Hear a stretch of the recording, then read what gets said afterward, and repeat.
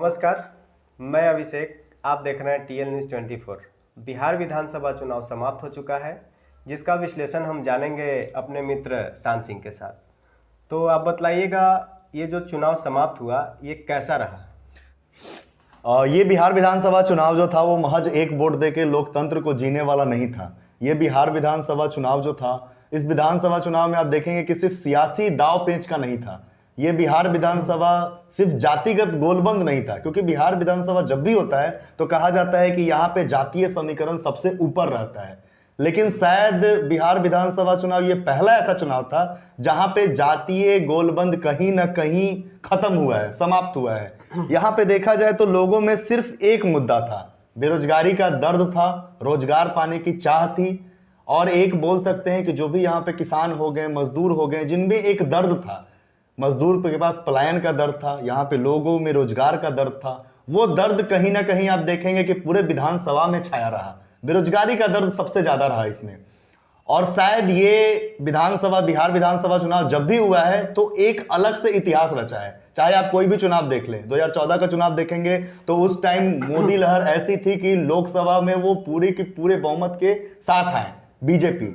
उसके बाद जैसे ही 2015 में चुनाव हुआ, आप देखें कि बीजेपी धराशाही यहां पे गिर गए। तो कहने का मतलब मेरा यह है कि बिल्कुल उल्टी दिशा में बिहार विधानसभा चुनाव चलता आया है। यहाँ के रिजल्ट चौंकाने वाले रहते हैं। इस बार सबसे अच्छा चीज ये हुआ है कि लोग मुद्दे से भटके नहीं है, जातीय गोलबंद बहुत कम हुआ है। आप देखेंगे तो हर जगह मुद्दा जो था वो बेरोजगारी का ही छाया रहा है, क्योंकि बेरोजगारी पे ही पूरा चुनाव हुआ है। ऐसा कहा जा सकता है कि बिहार विधानसभा चुनाव जितना भी हुआ है अभी तक, ये एकमात्र ऐसा चुनाव हुआ है जिसमें कोई मुद्दा के आधार पर लड़ा गया है।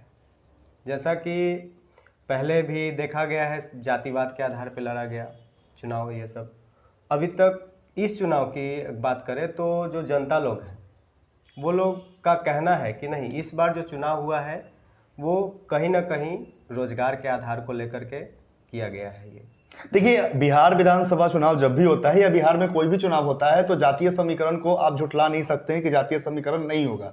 बिल्कुल इस बार भी हुआ है, लेकिन वो जो गोलबंदी होती थी, जैसे पहले आप देखे होंगे कि जब भी चुनाव होता था तो अगड़ी पिछड़ी जाति को लेके होता था और दूसरे जाति को लेके, माइनॉरिटी के वोटर्स को लेके, इसके लिए होता था। लेकिन इस बार जो युवा हैं वो कोई अपनी जाति नहीं देख रहे थे, उनको सिर्फ रोजगार चाहिए था। उनको एक अपना मुद्दा था कि यहाँ पे पलायन कैसे रोका जाए। आप देखेंगे कि अगर बिहार विधानसभा या बिहार के जो लोगों का अगर ये नब्ज किसी भी पार्टी को 18 अक्टूबर से पहले पता होती, 18 अक्टूबर हम इसलिए बोल रहे हैं क्योंकि 18 अक्टूबर के बाद आपका आचार संहिता लगा था। आचार संहिता से पहले अगर ये पता होती ये सारी बातें कि बिहार की जो धरती है वो उबाल पे है, बेरोजगारी के तौर पे यहाँ पे जो रोजगार नहीं मिल रहा है, मजदूर बाहर जा रहे हैं, उसका दर्द सह रही है, ये अगर उबाल रहता, और सबसे बड़ा चीज नीतीश कुमार के लोग यहाँ खिलाफ थे, अगर ये उबाल रहता, ये पता तेजस्वी को शायद रहता तो वो कांग्रेस को आज कभी भी इतना सीट नहीं देते। बिल्कुल वो इतना सीट नहीं देते। अगर उपेंद्र कुशवाहा को पता होता तो उपेंद्र कुशवाहा आरजेडी को छोड़ के कोई दूसरा पार्टी के साथ वो गठबंधन नहीं करते। अगर मांझी को पता होता तो मांझी कभी भी महागठबंधन से नीतीश कुमार के साथ कभी नहीं जाते। और देखा जाए तो अगर एनडीए को ये बात पता होती तो कभी भी लोजपा को वो अकेले चुनाव नहीं लड़ने देती किसी भी कीमत पे। जैसे जनता लोग का ये कहना है कि ये जो मुद्दा है, विकास का मुद्दा या जो भी रोजगार का मुद्दा है, ये उठाने वाले तेजस्वी यादव हैं। देखिए, मैंने आपको पहले ही बताया कि बिहार की नब्ज कोई नहीं पकड़ पाया। इतने भी सियासी जो लोग हैं, जितने भी राजनेता हैं, जितने भी पॉलिटिक्स में जो लोग हैं, वो बिहार की जनता का नब्ज नहीं पकड़ पाए। क्योंकि बिहार के जनता में आप देखेंगे तो हर जगह, आप कहीं भी, हमारे जितने भी रिपोर्टर्स थे वो सर्वे किए हैं या फिर कोई भी सर्वे के लिए जा रहे हैं, वहां पे एक चीज देखने को मिल रहा है कि नीतीश कुमार के लोग खिलाफ होकर वोट दिए हैं। चाहे वो कोई भी हो, चाहे वो युवा हो, चाहे वो बेरोजगार हो, चाहे वो मजदूर हो, चाहे वो किसान हो। तो ये एक सबसे बड़ा मुद्दा था, नीतीश कुमार के खिलाफ लोग गए हैं। नीतीश कुमार का 2005 से लेकर 10 का कार्यकाल बहुत अच्छा रहा। लोगों में जब हम लोग 10 में जब चुनाव हुए थे तो लोग बोलते थे कि 2005 से 2010 का चुनाव बहुत अच्छा रहा, उनका कार्यकाल बहुत अच्छा रहा। लेकिन 10 से 15 के बीच में भी लोगों ने एक्सेप्ट किया। 15 से 20 में महागठबंधन में ये गए थे। उसके बाद जब ये बीजेपी में फिर से ज्वाइन किए हैं, इसको लेके हो गई। शराबबंदी इनकी फेल थी। आप हमारे वीडियो में देख सकते हैं कि जहां पे खुलेआम शराब मिलता है, लोग शराबी पीते हैं और वहां रोड पे आपको इजी वे में मिल जाते हैं। तो ये सारे मुद्दे जो थे वो कहीं ना कहीं नीतीश कुमार के खिलाफ थे। एनडीए इस चीज को भाप नहीं पाई कि अगर हम नीतीश कुमार को, क्योंकि देखिए लोजपा को बाहर करना ये कहा जा रहा है कि भाजपा की ही ये दूसरी रणनीति है।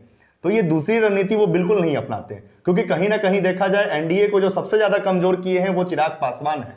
चिराग पासवान हर जो जहां पे जेडीयू लड़ा है वहां पे ये अपना कैंडिडेट दिए हैं और वहां कहीं ना कहीं जेडीयू को जीत को रोकने के लिए दिए हैं। जितना भी आप जो बात कर रहे हैं तो इसमें निष्कर्ष यही निकल रहा है कि कहीं ना कहीं जनता में अविश्वास है नीतीश कुमार के खिलाफ। देखिए, ये इस चीज को कहीं भी झुटलाया नहीं जा सकता है। हमारे रिपोर्टर से या फिर आप कोई भी ग्राउंड रिपोर्टर अगर हमारे पे देखेंगे हमारे चैनल पे, तो हर रिपोर्ट में आपको यही मिलेगा कि लोग नीतीश कुमार के खिलाफ थे। वह एनडीए के खिलाफ हो या ना हो, नीतीश कुमार के खिलाफ थे। उनका सिर्फ एक मुद्दा था बेरोजगारी, जिसको कि तेजस्वी ने बिल्कुल सही समय में भापा और उन्होंने 10 लाख रोजगार देने का योजना जो है वो बोला कि 10,000 योजना हम लाएंगे, 10,000 लोगों को रोजगार देने का। और इसको कहीं ना कहीं नीतीश कुमार जो मजाक में उड़ा रहे थे कि 10 लाख जो रोजगार देंगे वो उसके पैसे कहां से लाएंगे, लेकिन उनके ही गठबंधन के साथ ही भाजपा जो है वो 15 लाख बीजेपी 15 लाख का रोजगार देने का 18 लाख 15 लाख वो रोजगार देने का वो अनाउंस करती है। तो कहीं ना कहीं दोनों में कॉम्बिनेशन में बिल्कुल गलती हुई है और इस गलती को जनता बिल्कुल समझ चुकी है। देखिए, मोदी में पहले आप देखेंगे 2015 के चुनाव भले ही बीजेपी हार गई हो, लेकिन मोदी के रैली में भीड़ रहती थी, लोग सुनने जाते थे। इस बार मोदी के रैली में आपको भीड़ मिलेगा भी तो उनकी बातों पे ठहाके लगाते हुए लोग मिलेंगे। वो जितना भी प्रॉमिस किए हैं वो बीजेपी या एनडीए गठबंधन का ये भी कहना है कि हमारे रैली में भीड़ इसलिए नहीं जुड़ रहा है कि हम कोरोना काल को देख करके ये सब थोड़ा सा हिफाजत देखिए, कोरोना काल को अगर देख के किया था तो बिहार विधानसभा चुनाव होता ही नहीं। क्योंकि आप देखेंगे कि बिहार विधानसभा चुनाव जब हो रहा था तो लोग पिटीशन भी डाले कि बिहार विधानसभा चुनाव इस टाइम नहीं होना चाहिए, क्योंकि दुनिया जो है वो कोरोना काल से लड़ रही है। नहीं, बीजेपी या एनडीए जो भी गठबंधन है उनके कैंडिडेट या जो भी प्रचारक हैं उनका कहना तो यही है कि हमारे रैली में भीड़ हम खुद नहीं जुटा रहे हैं। नहीं, कहीं कहीं आप देख लीजिए कि सोशल डिस्टेंसिंग सिर्फ मोदी के रैली में आप देखेंगे, मोदी जी जब आते थे तो उस टाइम थोड़ा सा देखा जाता था कि सोशल डिस्टेंसिंग वगैरह चल रहा है, लेकिन बाकी जो स्टार प्रचारक थे जो थे मनोज तिवारी हो गए या फिर नित्यानंद राय जी हो गए या फिर आपके ये राजनाथ सिंह हो गए, ये जितने भी रैलियां किए हैं उसमें भीड़ में सोशल डिस्टेंसिंग आपको नजर नहीं आया है। आप तो अगर ऐसे देखा जाए तो किन्हीं प्रत्याशी या किन्हीं प्रचारक के रैली में कोई डिस्टेंसिंग का पालन किया ही नहीं गया था, है ना। तो जैसे प्रश्न ये है कि जो एनडीए में एलजेपी जो चिराग पासवान है वो आखिर नीतीश से इतना खफा क्यों है? देखिए, ये तो चुनाव के टाइम ही हम लोग पूछ रहे थे, लगातार हम लोग पूछ रहे थे। नीतीश कुमार के वो खिलाफ थे, नीतीश कुमार के खिलाफ वो बिल्कुल बोल रहे थे कि नीतीश कुमार जो है वो बिहार को अच्छे तरीकों से नहीं चला पा रहे हैं और उनका ये भी कहना था कि हम एनडीए के ही पार्ट हैं। इस मीन्स ये कहने का मतलब है कि मेरा एनडीए में जेडीयू से कोई संबंध नहीं है लेकिन भाजपा से है। कहीं ना कहीं देखा जा रहा था कि भाजपा भी क्लियर नहीं कर रही थी कि हमारा लोजपा से कोई संबंध है या नहीं है। बिहार में नहीं है, देश में आप हैं, ये दो तरह की राजनीति करना शायद ये नई राजनीति की शुरुआत थी।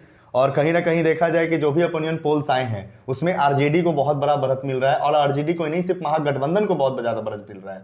और शायद जितने भी ओपिनियन पोल्स आप देखेंगे उसमें क्लियर कर दिया गया है कि महागठबंधन की सरकार बन रही है और जेडीयू और बीजेपी के लोग जो हैं वो बच बचाव में आ चुके हैं। क्योंकि हमारी एक दो लोगों से बात हुई जो कि मंत्री पद पे भी अभी हैं, उनका नाम हम नहीं ले सकते, लेकिन उनका सीधा कहना है कि हमारा जो क्षति हुआ है वो जेडीयू ने किया है। और जेडीयू के कुछ नेताओं से बात हुई है तो उनका ये कहना है कि बीजेपी के वजह से या फिर आप चिराग पासवान की वजह से हमारी सरकार नहीं बन पा रही है। तो कहीं ना कहीं देखेंगे कि उस हार को धीरे धीरे एक्सेप्ट कर लिया जा रहा है। हालांकि अब तो जनता भी जानती है कि जब तक 10 नवंबर को जब तक रिजल्ट नहीं आएगा तब तक हम भी किसी का नहीं कर सकते हैं, दावा कर सकते हैं सिर्फ कि ये जीता है या ये हारा है। तो अभी दावे पे चल रहे हैं, लेकिन जितने भी पोल्स आप देखेंगे ओपिनियन। अच्छा सांजी, ये बतलाइएगा कि ये जो एनडीए गठबंधन में जो भी पार्टी हैं वो लोग अपने मुद्दे से चूक कैसे गए? देखिए, मुद्दा देखा जाए तो उनका जो मुद्दा जो रहता है वो बहुत डिफरेंट तरह का रहता है और इस बार तेजस्वी जो हैं वो बिल्कुल सही टाइम पे वो नच पकड़े और सही टाइम पे उन्होंने अनाउंस किया कि हम जब भी सरकार में आएंगे तो 10 लाख नौकरी देंगे। वो रैलियां लगातार करते रहे। आप देखेंगे तो एनडीए की तरफ से बहुत लोग आए, लेकिन गृह मंत्री अमित शाह जी, चूंकि अमित शाह जी चाणक्य कहलाते हैं बीजेपी के, वो इस इलेक्शन से दूर रहे। ये बहुत बड़ा प्रश्न है कि उनकी रैली अभी तक क्यों नहीं हुई, एक भी रैली नहीं हुई। प्रधानमंत्री 12-13 रैली कर चुके हैं और उनका जो मुद्दा जो था वो कहीं ना कहीं सिर्फ एक परिवार था, वो आरजेडी परिवार था, वो लालू यादव था, वो जंगल राज था। इसके अलावा वो कुछ दे ही नहीं पाए। और अगर वो कुछ अगर बोल पाए, कोई अगर प्रॉमिस भी किए 15 लाख नौकरी की, तो उनके जो लोग थे या फिर जो भी उनकी रैली में मजबूत थी, जो भी वहां पे रैली में मौजूद थी, वो ठाके लगाते नजर आए। गली के मोहल्ले मोहल्ले उनके जो है जो बयान जो था उन पे लोग हंसते नजर आए कि आप 15 लाख नौकरी देने की बात करते हैं, नीतीश कुमार पैसे की बात कर रहे थे। दोनों का मुद्दा देखिए, नीतीश कुमार पैसे की बात करते हैं कि 10 लाख नौकरी अगर आप देते हैं तो उतना पैसा है कहां, और उन्हीं के गठबंधन का एक पार्टी बीजेपी 15 लाख से लेकर 18 लाख नौकरी देने को रेडी है। तो ये समझ की जो है वो बिल्कुल फेयर थी। कहीं ना कहीं उनका मुद्दा का ध्यान ही नहीं आ पाया। और मैं फिर से ये बोल रहा हूं कि बिहार विधानसभा चुनाव बहुत अलग रहा है। वोट ट्रांसफर को अगर आप देखेंगे कि वोट किस तरीके से ट्रांसफर हुई है, तो दोनों के डिफरेंट आपको समझ में आएगा कि महागठबंधन में जो वोट ट्रांसफर था वो बिल्कुल अलग था। महागठबंधन माले को ज्वाइन किए, माले को एक साथ लाए, एक मंच पे लाए। आप देखेंगे कांग्रेस, राजद, माले का आना बहुत बड़ा फैक्टर था। तेजस्वी भी ये चाहते थे कि माले हमारे प्लेटफॉर्म पे आए, क्योंकि माले का भी एक नेता जो था वो बहुत आगे बढ़ने की ओर थे, कन्हैया कुमार। उनको एक प्लेटफॉर्म पे लाया गया और कहीं ना कहीं माले के आने से जातिगत जो समीकरण है वो दूर होके जो मजदूरों का जो गठन है, मजदूर हो गए, जो भी किसान हो गए, विकास का मुद्दा जो मजदूर हो गए, जो किसान हो गए, वो लोग एकजुट हुए। उनके साथ साथ युवा जुड़ गया। आप देखेंगे तो राजद का हमेशा कहना है कि मुस्लिम और यादव ये वोट बैंक है, एमवाई समीकरण के साथ साथ एक और वाई उनके साथ जुड़ गया, वो वाई है यूथ का। यूथ का जब समीकरण जब जुड़ता है तो यूथ सभी कास्ट में होते हैं, और वो सभी कास्ट का मुद्दा सिर्फ एक ही था, रोजगार। बेरोजगारी का मुद्दा जो था, आप देखेंगे कि ये प्रधानमंत्री भी कैसे नहीं समझ पाए, ये समझ से परे है। क्योंकि आप देखेंगे कि जब उनका जब ट्वीट आता था तो उसमें डिसलाइक ज्यादा आता था, जो वो लाइव आते थे उसमें डिसलाइक ज्यादा आता था। तो इस चीज को समझना चाहिए था कहीं ना कहीं कि बिहार विधानसभा चुनाव जो हो रहा है उसमें रोजगार का मुद्दा रहेगा, और रोजगार का मुद्दा आया और बिल्कुल सही टाइम पे।